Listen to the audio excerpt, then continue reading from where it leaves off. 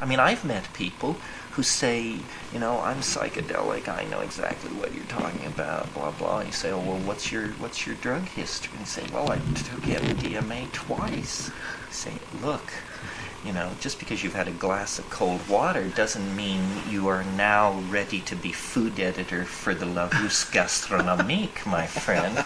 I mean, there's more to it than that, believe me.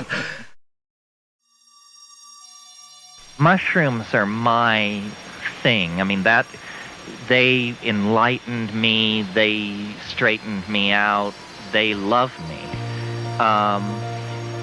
But the way to do mushrooms is the very first move, if you're interested in mushrooms, is, for God's sake, buy a scale. Buy a scale. I mean, you wouldn't think that this would be considered such an exotic suggestion to people who are going to put their bodies and minds on the line, because people don't take enough. People do not take enough mushrooms. They take pissant amounts and then they claim that they're initiates.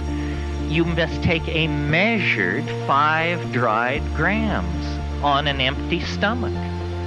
Measured. And when you see what that is, you'll realize that, you weren't even camped in the atrium, you were camped in the driveway.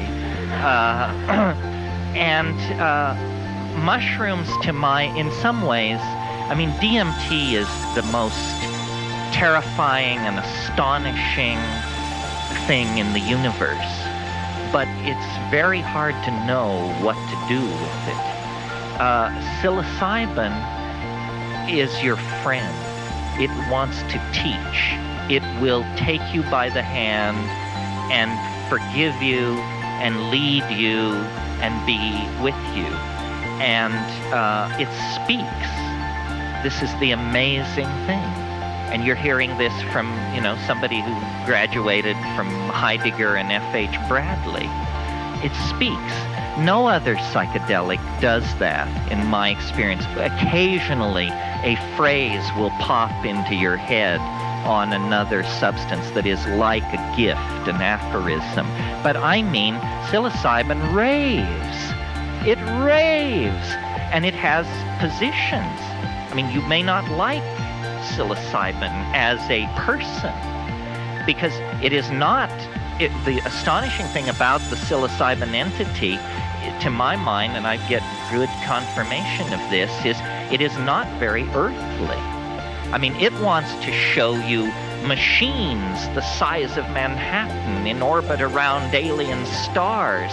It wants to talk about the sweep through of the da-da-da-da, which happened before the Earth cooled, and it, has seen the empires of the Rull out at the rim and all the rest of it.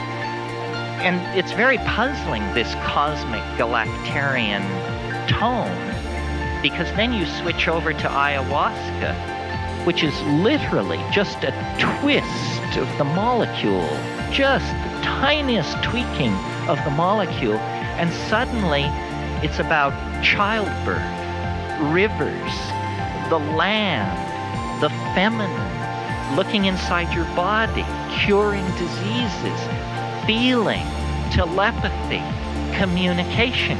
It could hardly be more different, and yet chemically these things are like two sides of the same coin.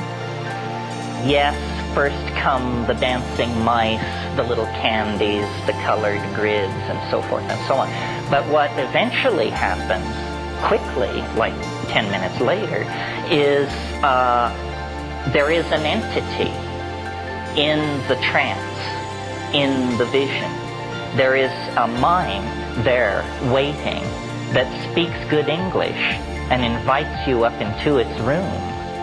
And what it is it's a voice in the head that people strove to attain for 1,000 years. This was the sine qua non of intellectual accomplishment in the Greco-Roman world, and the Logos told you the right way to live.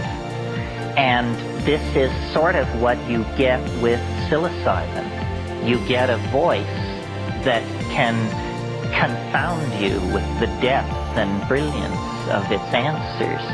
This is what you want. And I've had over and over the experience of showing somebody what 5 grams is, and they're appalled. They say, my God, you can't be serious.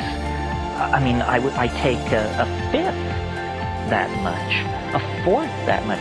Yeah, well, that's the problem. That's why you don't have elves in the attic and bats in the belfry like I do. A lot of people have said you're a hallucination nut. You're obsessed with hallucination. I freely admit it. But I will defend my obsession with vision. I think the world wants to be seen. I think Blake was right that the divine imagination is something beheld. And for me, the visions are the proof that this is not my mind. And the visions are the proof that this is not simply chemical chaos in the nervous system. And when we communicate with each other and understand each other, we instinctively reach for visual metaphors. I see what you mean. Look here, fella.